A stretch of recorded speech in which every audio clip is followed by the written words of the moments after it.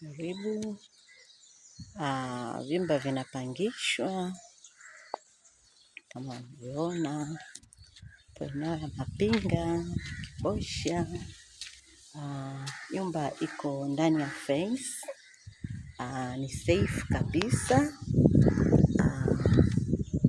Kama unavyoona, nyumba kila mtu ana mita yake, anajitegemea. Hizi hapa kama unavyoziona.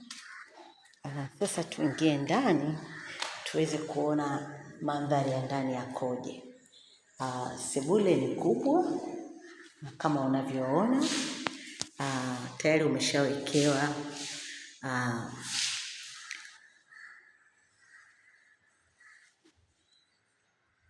madirisha makubwa, ventilation ya kutosha. Sebule ina open kitchen kama unavyoona hapa.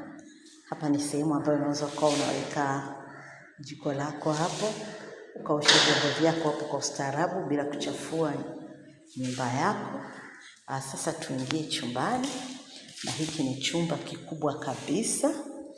Yes, kama unavyokiona, chumba kikubwa kabisa, unaweza kuweka kitanda cha ukubwa wowote bila shida.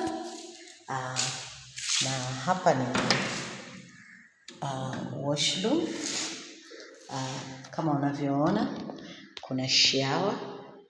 Yes, umewekewa kioo kikubwa cha kujiangalia. Na sehemu nyingine kubwa kabisa, unaoga kwa urahisi pasipo shida yoyote.